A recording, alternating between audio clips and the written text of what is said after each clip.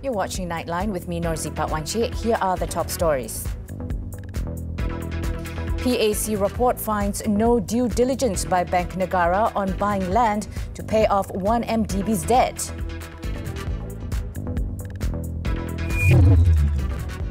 And Malaysia's fiscal deficit expected to dip to 6% in 2022.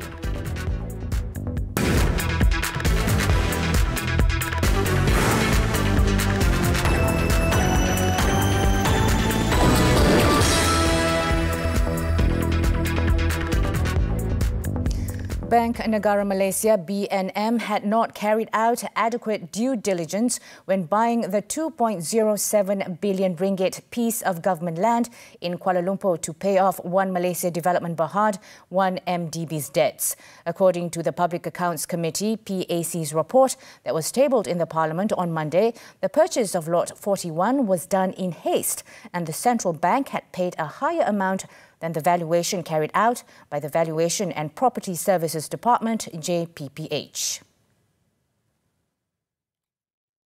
The report revealed that BNM had never planned on buying Lot 41 before the offer was made by the Finance Ministry, and the purchase was never part of BNM's yearly strategic plan for the period of 2015 to 2017. This was despite BNM saying previously that the purpose of buying the land was to develop a financial services education hub for the long term.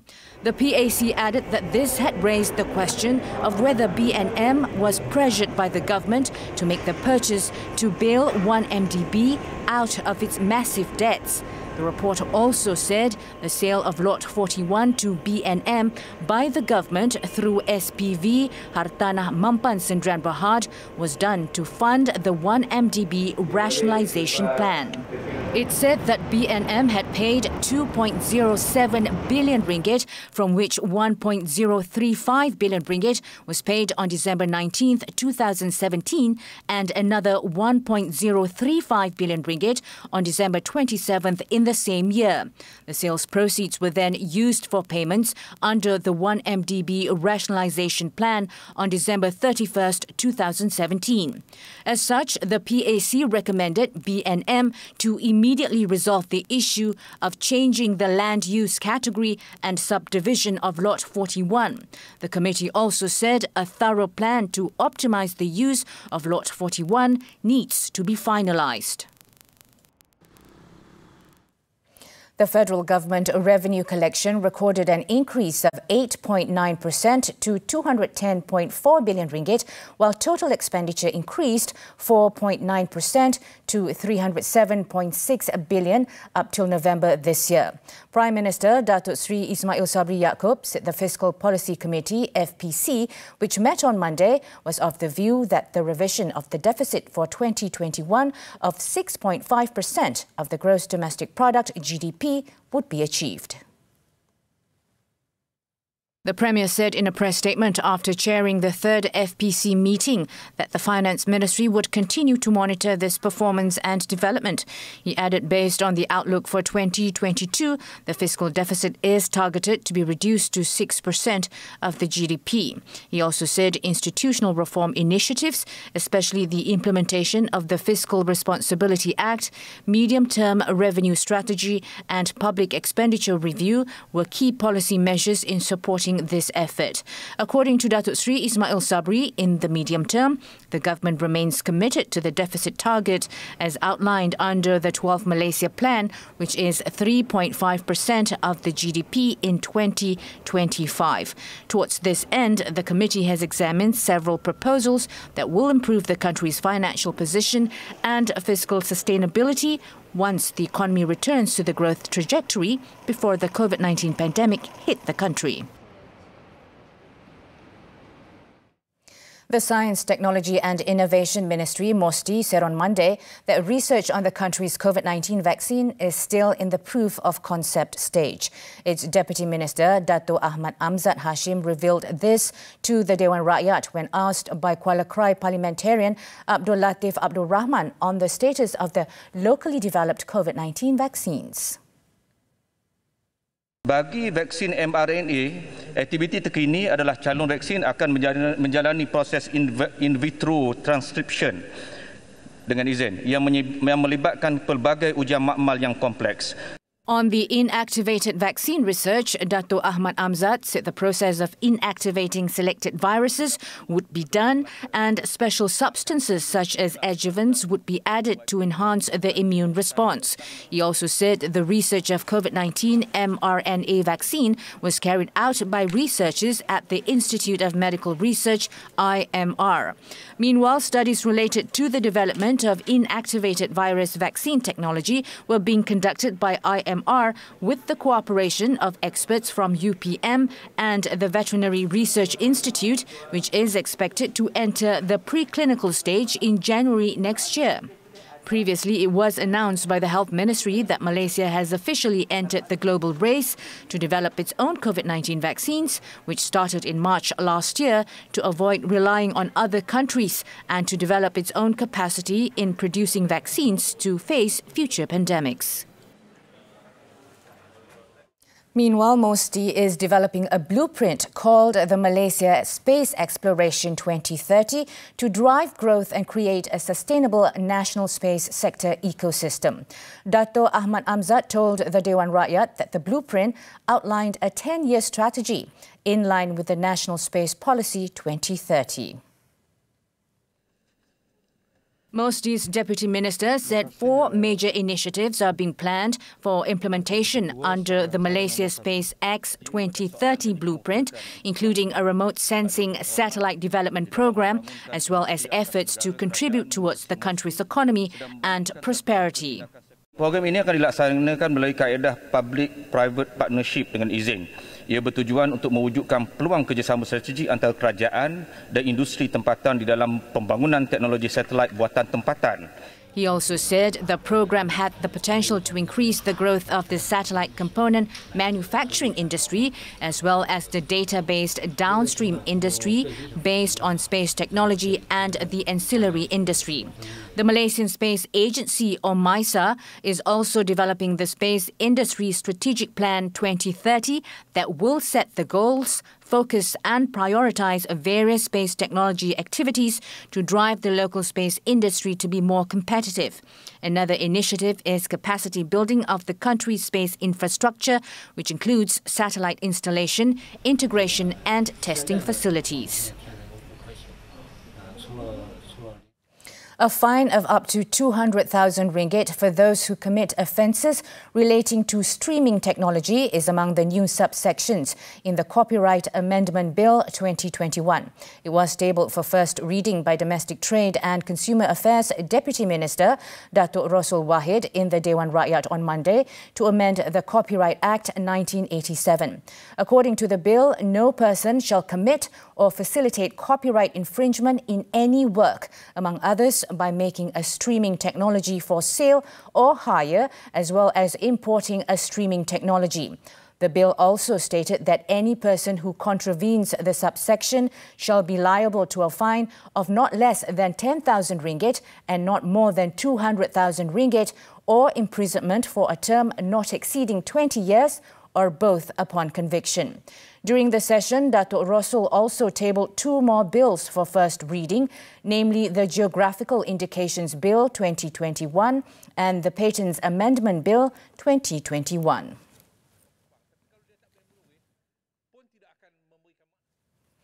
A total of 10,458 police personnel and members of the General Operations Force, or GOF, as well as their spouses, will cast their ballots as early voters on Tuesday in the 12th Sarawak election.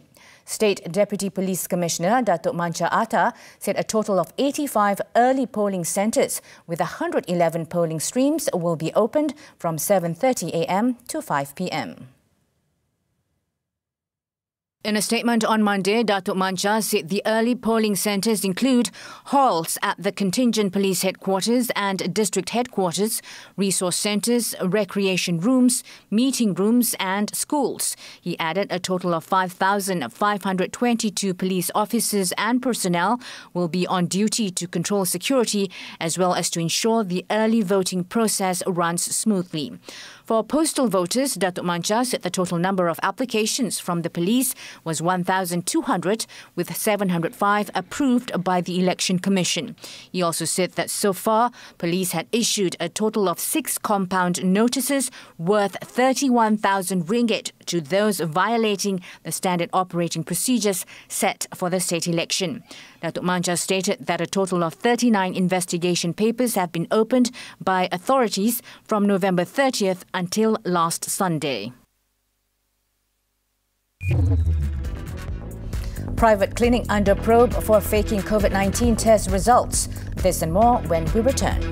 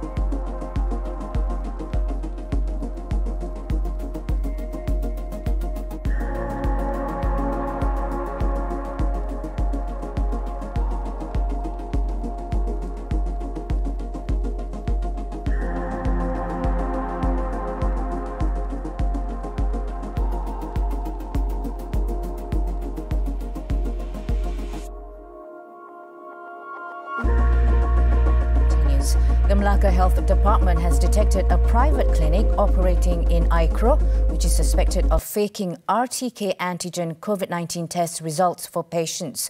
State Health and Anti-Drug Exco Dr. Muhammad Akmal Saleh on Monday expressed regret on the matter and revealed that a probe is being carried out on the clinic before further action is taken. Terdapat aduan mengenai salah laku yang dilakukan oleh klinik swasta dalam negeri Melaka ini, iaitu ada satu klinik yang terlibat yang melibatkan memasukkan ujian RTK antigen daripada positif kepada negatif. Pihak Jabatan Kesihatan Negeri tidak akan bertolak ansur dan akan bertegas dalam hal ini, yang mana ia melibatkan bukan sahaja keselamatan pesakit tapi ia melibatkan keselamatan masyarakat sekeliling. Jadi pihak Jabatan Kesihatan Negeri sedang mengumpulkan bukti dan insya-Allah dalam masa terdekat ini kita akan serahkan kepada pihak polis untuk diambil tindakan di bawah Akta 342. Dr. Muhammad Akmal added based on initial investigations, the clinic had forged the results of at least 6 RTK antigen tests, which was conducted by a doctor for a certain fee. The first case was detected after a COVID-19 patient, a factory worker who was receiving treatment at Melaka Hospital, admitted to faking the initial screening test result to avoid undergoing quarantine. The individual had been admitted to the hospital's intensive care unit after failing to seek initial treatment. A police report has been lodged to facilitate investigations into the case under the Prevention and Control of Infectious Diseases Act. In Johor, 2 directors of a frozen meat supply company alleged to be linked to the meat cartel scandal, together with 2 others, were charged in the Johor Bahru Sessions Court on Monday with 16 counts of money laundering involving 13.28 million ringgit. 3 of the 4 accused pleaded not guilty to the charges read separately to them before Judge Fatimah Zahari, who set Tuesday for remention of the case. The 3 individuals aged between 37 and 48 were LY Frozen Food Sendirian Berhad Director Yong Chi Keong, as well as the company's store manager Chong Kim Kwang and accountant Ng Yi Shin. However, the company's other director, 42-year-old Tan Siu Puak, is still at large. Judge Fatimah then issued a warrant of arrest against Tan, who has failed to attend all of the case proceedings involving the company since it was brought to court last February. According to the charge sheet, the company and the four accused allegedly accepted proceeds from money laundering activities totaling nearly 13.28 million ringgit. It was also alleged that the offences took place at two banks in Senai and Taman Molek between October 2018 to December last year. If convicted under the Anti-Money Laundering and Anti-Terrorism Financing and Proceeds of Unlawful Activities Act, they face a maximum jail term of 15 years and a fine of 5 times the amount of value of the proceeds, or 5 million ringgit, whichever is higher. In Pulau Pinang, a former bank officer was charged at the Butterworth Sessions Court on Monday with 14 counts of money laundering involving 12 victims and 3.4 million ringgit. 35-year-old R. Ganesan, however, pleaded not guilty to all the charges read to him before Judge Nur Aini. The accused was alleged to have committed the offences at a bank in Taman Indrawasih, Perai, between August 22, 2017 and October 7, 2019. It was understood that the alleged modus operandi by the accused was to invite individuals to invest in the bank's investment scheme by promising various rewards and instructing them to hand over the money directly without going through online banking. However, it was believed that he did not register his victims in the investment scheme and instead used the money for his personal gain. The charges were framed under the Anti-Money Laundering and Anti-Terrorism Financing and Proceeds of Unlawful Activities Act, which carries a jail term not exceeding 15 years and a fine of at least 5 times the sum obtained, or 5 million ringgit, whichever is higher, if convicted. The court allowed Ganesan bail of 10,000 ringgit for each count with one surety and set January 17th next year for remention. The 2.28 billion ringgit One Malaysia Development Berhad 1MDB trial involving Datuk Seri Muhammad Najib Tun Razak hit a snag when he and his lawyer were flagged as persons under surveillance, or PUS, on their MySejahtera app. The hearing, which was scheduled to resume Monday after a 1-month break, was adjourned to Tuesday after the court was informed of the Pekan MP's PUS status. Datuk Seri Najib, who was initially not allowed into the courtroom due to his status, appeared briefly in court in the morning. He and lead counsel Tan Sri Muhammad Shafi'i Abdullah, who was listed as a casual contact, were prompted to update their MySejahtera app, and their statuses showed they were clear. However, the court was informed by Datuk Seri Najib's lawyer, Datuk Hariharan Tarasing, that after completing the question and answer section of the app, their statuses had flipped back to the original position. Datuk Hariharan said both Datuk Seri Najib and Tan Sri Muhammad Shafi'i were waiting outside the court compound. High Court Judge Datuk Colin Lawrence Sakira then told him to inform the duo to take a COVID-19 test and to inform the Health Ministry once they receive the results so that the statuses can be reassessed. Meanwhile, Datin Sri Rosmah Mansur's corruption trial in connection with the solar energy project for 369 rural schools in Sarawak was postponed for the third time on Monday, as her MySejahtera status still showed that she had close contact with a COVID-19 case. High Court Judge Muhammad Zaini Mazlan vacated Monday's hearing after Senior Deputy Public Prosecutor Datuk Sri Gopal Sri Ram informed the court that Datin Sri Rosmah's MySejahtera status was still orange. The next trial is scheduled for December 23rd. However, Justice Muhammad Zaini said he would take into consideration Datuk Sri Gopal Sri Ram's suggestion for a hybrid proceeding to ensure the continuity of the trial without further disruption. The court then fixed 2 additional dates, namely December 23rd and 24th, and 6 more days on January 10th, 11th, 12th, 13th and 14th, as well as February 4th next year for the trial. On December 8th and 10th, the same judge had vacated Datin Sri Rosmah's trial, as the court complex standard operating procedure only allows people with blue MySejahtera status to enter the building. The UK sets a new booster target over Omicron tidal wave. We'll be right back with the details.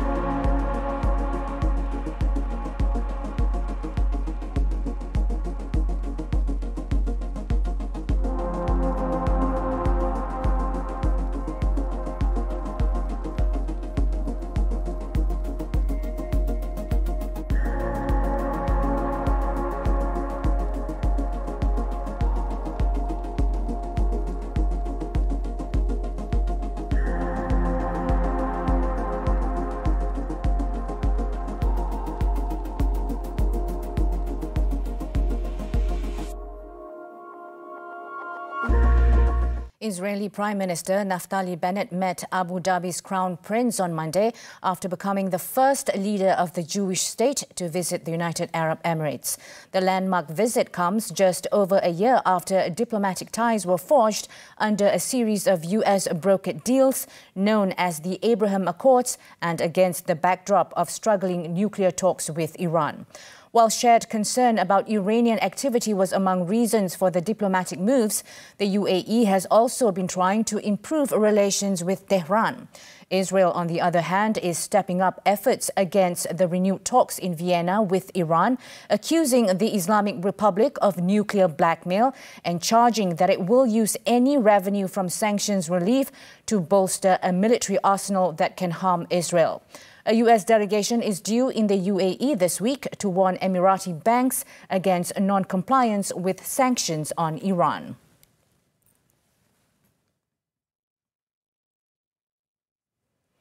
The World Health Organization, WHO, has cautioned that the newer Omicron variant is more transmissible than the Delta strain and decreases vaccination efficacy while causing less severe symptoms based on early findings. However, due to a lack of data, WHO said it could not tell if the higher rate of transmission was due to lower susceptibility to immune responses, higher transmissibility, or a combination of both. According to a technical brief released by WHO, early findings revealed that the newer strain caused a decline in vaccination effectiveness against infection and transmission. Given the existing findings, Omicron is also expected to surpass the Delta variation, where community transmission occurs.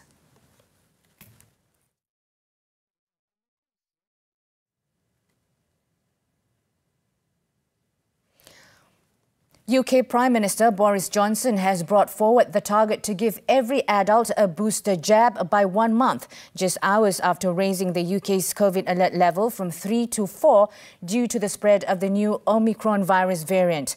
In a pre-recorded address, Johnson said Britain must urgently reinforce its wall of vaccine protection as he set a new deadline of jabbing everyone over 18 by the new year. Thank you, Prime Minister. It's understood that the mission to administer millions more jabs by December 31st will see 42 military planning teams deployed across every health region. Johnson also said extra vaccine sites will be opened, adding that clinic opening hours are to be extended to allow people to be jabbed around the clock and at weekends. The move is designed to reduce pressure on the state-run National Health Service, which is also dealing with seasonal respiratory infections such as flu. The increase in the 5-stage COVID alert level from 3 to 4 comes after a 65% increase of confirmed cases of the Omicron variant from Saturday was recorded on Sunday.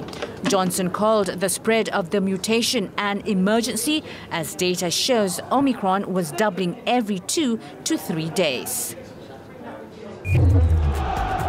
Action from the Portuguese Primeira Liga. Sports is coming up next.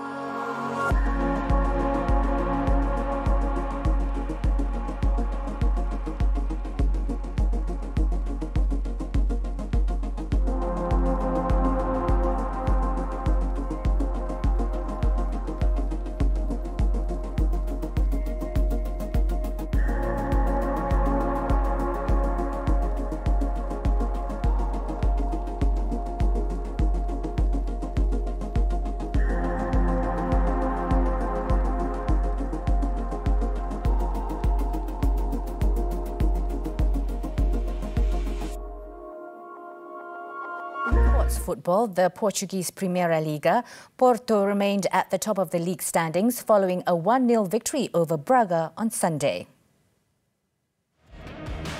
Porto had the chance to take the lead in the 6th minute through João Mario's effort, but it was somehow saved by Braga's goalkeeper, Mateus. Luis Diaz then struck the only goal of the game in the 22nd minute when he coolly slotted the ball into the bottom corner. Braga pushed on for the equaliser, but the scoreline remained till the full-time whistle. With the win, Porto sit atop the table on 38 points, while Sporting Lisbon also have 38 points, but are 1 spot back on goal difference.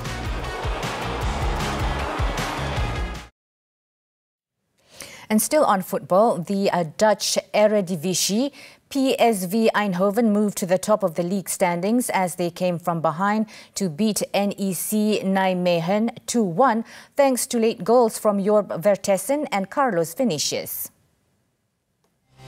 Magnus Matsson fired NEC into an early lead in the 7th minute as he pounced on a rebound following a free kick from Lasse Schön. PSV, however, equalised in the 79th minute through Jorb Vertessen, who saw his header go into the net via a deflection before Vinicius prodded the ball home after 89 minutes to complete the comeback. Following the result, PSV go top and a point clear of both Ajax and Feyenoord, while NEC are now 12th in the league standings.